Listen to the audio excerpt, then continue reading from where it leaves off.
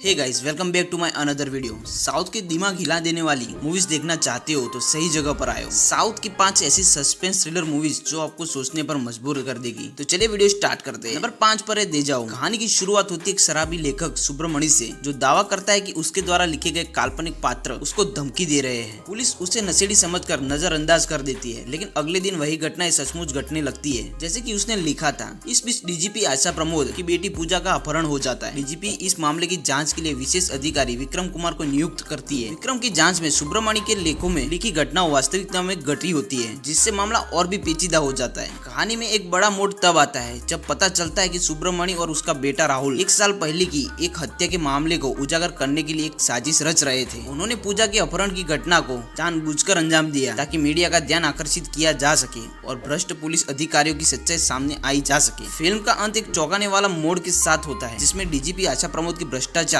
और अपराधों का पर्दाफाश होता है। और ये बात जानने के बाद मूवी में एक ऐसा टर्निंग पॉइंट आता है जो आपको सोचने पर मजबूर कर देगा। Amazon प्राइम वीडियोस पर हिंदी में मिल जाएगी। नंबर 4 पर सैल्यूट। मूवी की शुरुआत होती है एक हत्या के मामले से, जिसमें 2 लोगों की हत्या की जाती है। पुलिस अधिकारी अरविंद करुणाकर और उनके बड़े भाई डीएसपी अजित करुणाकर सहित एक टीम इस मामले की जांच करती है। दबाव में आकर टीम एक निर्दोष व्यक्ति मुरली को आरोपी बना देती है। जब अरविंद को इस धोखाधड़ी का एहसास होता है तो वह अपने भाई और विभाग के अन्य अधिकारियों से अलग हो जाता है। वह अपने कर्तव्य की पुकार पर मुरली को न्याय दिलाने के लिए अकेला प्रयास करता है। अरविंद की जांच उसे एक सीरियल किलर और पहचान की चोरी करने वाले अपराधी तक ले जाती है, जो कई वर्षों से केरल में विभिन्न हत्याओं का अंजाम दे रहा था। हालांकि विभाग के अधिकारी उसकी जांच में रुकावट डालते हैं और उसे स्थानांतरित कर देते हैं। क्या मुरली को न्याय मिल पाएगा या नहीं और आगे क्या होगा उसे आप मूवी में देख सकते हो। सोनी लिव पर हिंदी में मिल जाएगी। नंबर 3 पर है रोड्स चर्च। ल्यूक एंटनी एक मध्यम वर्गीय व्यक्ति अपनी गर्भवती पत्नी सोफी के लापता होने की रिपोर्ट दर्ज कराने पुलिस स्टेशन में आता है। वह दावा करता है कि उसकी कार दुर्घटना के बाद वह गायब हो गई है। पुलिस की जांच के बावजूद सोफी का कोई सुराग नहीं मिलता। ल्यूक का व्यवहार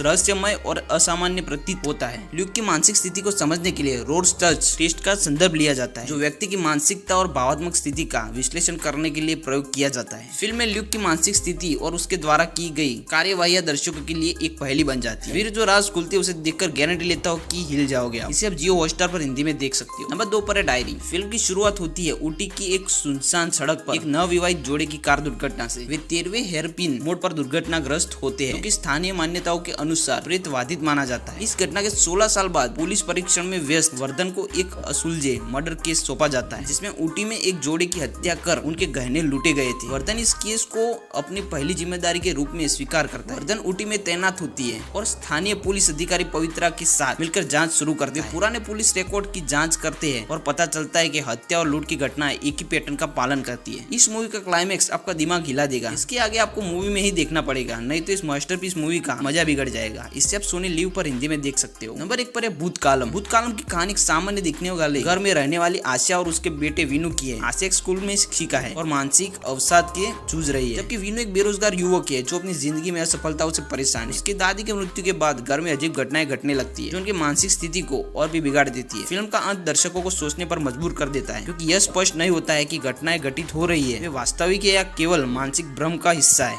इससे आप सोनी लिव पर हिंदी में देख सकते हो।